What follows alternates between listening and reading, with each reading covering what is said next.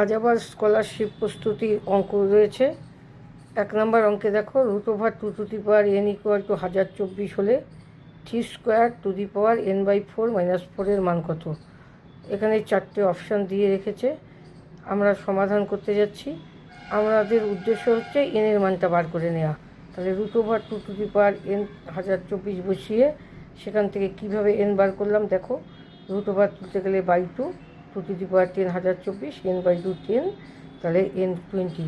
এবার এটার মান বসিয়ে দাও। 3² n এর মানে 20 বসাও, তারপরে /4 -4, তাহলে 3², 4 × 5 = 20, 5 - 4 1, তাহলে 3² 9, তাহলে অপশান ডি।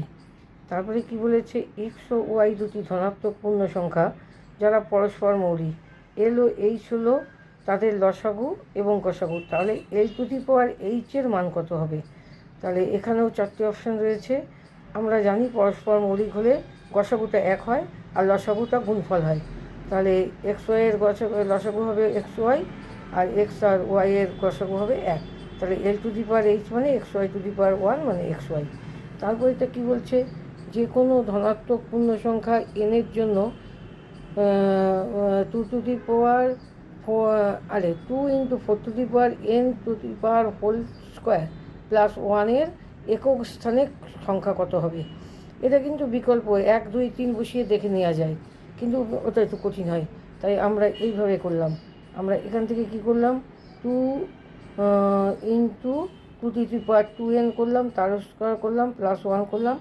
তারপরে কি করলাম, 2 × 2n + 1 এর হোল স্কোয়ার 1, তারপরে কি করলাম, স্কোয়ারটাকে দিয়ে গুণ করলাম, 4n + 2 হয়ে গেল উপরে +1।